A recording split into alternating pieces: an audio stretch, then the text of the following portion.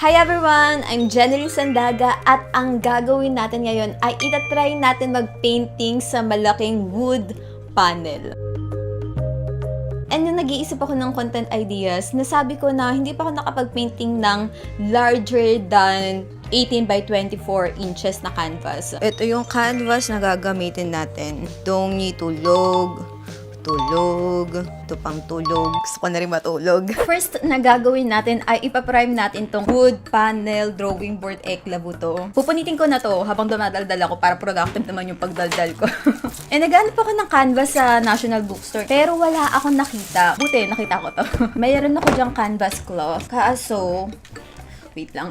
May kumuha nung stapler ko. Tsaka wala na rin yata akong bala nun. Lalagyan na natin ng gesso. And may video ko kung paano ako naglalagay ng gesso. Usually, yung spatula yata tawag doon. Hindi ako sure. Pero ito naman kasi ay makinis. Kaya, brush yung ipapanglagay natin. Nakakapagod Kaya ayoko ng malaking canvas kasi ganun ka. Yung mga 12 by 16, ganun lang.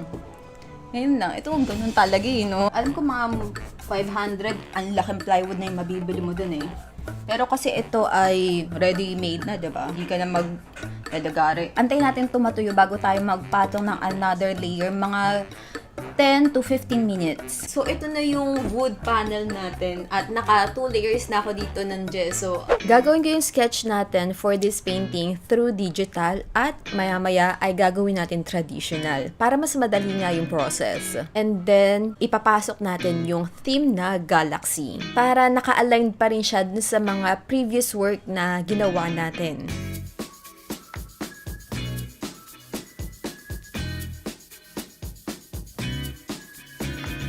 So, ang gagamitin ko ay itong Sandaga low odor solvent at itong burnt sienna.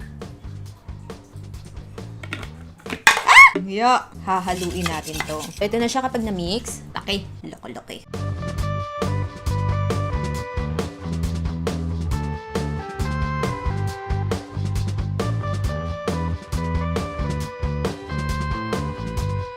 Diba usually 5 colors lang yung ginagamit natin. Meron tayong titanium white, deep yellow, cadmium red, yung phthalo blue. Phthalo ko ng phthalo blue pala yun.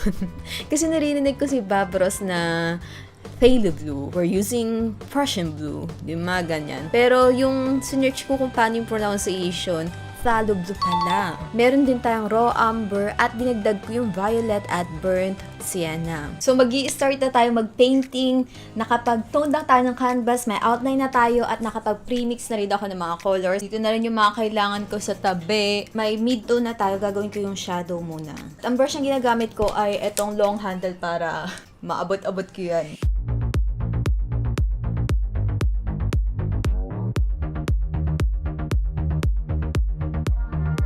May source ng light dito, yung violet, at dito yung natural color. And sana, okay yung kalabasan. And kahit hindi sila well blended mamaya ko naman kasi i-blend yan. Hindi ko talaga siya makita kasi nga, laki. Nag-glare pa yung ilaw.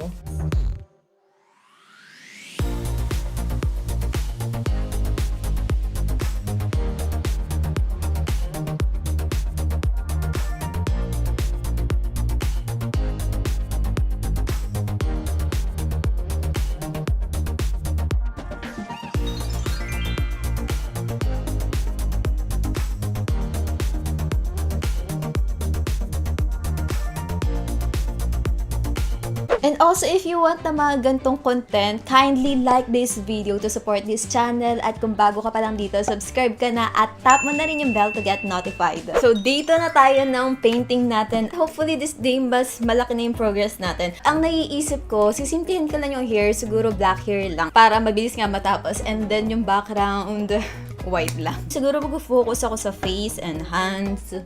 Kaya let's start. Yung proportion naman ng face niya ay super in-exage ko. Mas pinalaki ko yung mata niya at pinaliit ko yung nose, yung mouth, malaki din. Yung parang pinagbumukha kong alien. At yung experience ko painting in this canvas ay yun. Nakaka-overwhelm talaga yung ang lalaki at kailangan mong tumayo every now and then para makita mo yung buong painting. At yun nga, mas ma-effort kapag malaki yung ginagawa. 5:00 na at yan pa lang yung nagagawa ko as of now. And kakain muna tayo. Meron tayong dalawang ube piyaya, crinkles, at milk. Dapat nga magkakape ako kaso baka hindi na naman ako makatulog. So habang kumakain ako ng merienda ay mag-uumigil tayo. Hindi kayo maumay sa painting lang talaga. Puro aso kasi yung nakakausap ko dito. Kulang na lang tumahol ako. Hello, where are you from? Oh, from Italy. Can you talk? Hello, where are you from? Oh, Italy then. I think it's much easier to talk. Do you wanna play with me? I'm eating. Banana, do you have banana? I have! Piyaya! Are you eating banana? Oh, banana! Hi! Are you Filipino? No, I'm not Filipino. And you? I thought you were. What do you type? What are you writing? No, I'm not writing. I'm painting. Can you see it? Oh, show me. Can you see it? Yeah. How about you? What's your hobby? I'm a social worker and a good cricketer. Come again? Good cricketer. I love to play cricket. I'm sorry? Cricket. Cricket? Cricket. You don't Insect. know? Ang cricket ay isang uri ng laro na ginagamitan ng bola at pamalo. Tanyag ito sa India, United Kingdom, Australia, New Zealand at West Indies. Para pala siyang baseball. Insik ako ng insik. Lang ya. I love to cook. What's your specialty? Chinese, like veg Manchurian, chicken chili. Do you know how to make dalgona? Yeah.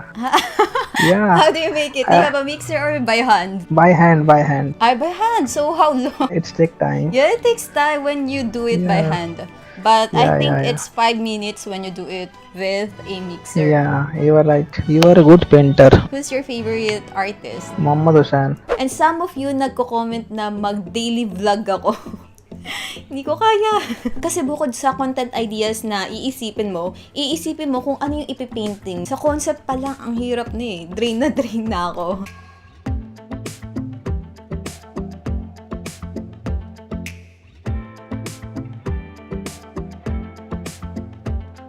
At this point ay ititigil ko siya kasi yun nga, ang laki niya, hindi na kaya ng 1 week. Kasi kahit man gustuhin ko, kahit na ipilit ko, hindi siya matuyo. Sana maintindihan nyo ako na hindi natin tatapusin tong painting na to sa video na to. Gusto ko pa rin i-produce yung painting na to, pero sa small canvas na lang, yung dati natin ginagamit. So, i-discuss ko lang ng mabilisan about sa acrylic at oil. Yung acrylic ay synthetic paint na mabilis matuyo. Mga 5 to 10 minutes tuyo na at pwede na ulit magpatong ng another layer. Gumagamit tayo ng water para ma-thin yung paint at may mga medium na pwedeng gamitin para manipulahin yung behavior nito. Yung oil naman ay gawa sa pigment na hinaluan ng oil as a binder. Matagal itong matuyo na umaabot ng 3 days to 1 week, pero not totally. Kasi may mga eklavong oxidation process pa na umaabot ng 6 months to 1 year para matuyo completely. Fat overlean din dapat yung pag-apply. Kasi kapag naunang natuyo yung top layer at hindi pa tuyo yung pinatungan, may tendency na magka-crack kasi parang humahanap ng hingahan yung natabunan kasi hindi pa nga siya tuyo. At take note na hindi hinahaluan ng tubig itong oil. Dahil may mga pigments at solvent na toxic, kailangan natin mag-paint sa well-ventilated area kapag gumagamit tayo ng oil paint. Sa acrylic, no need naman nun.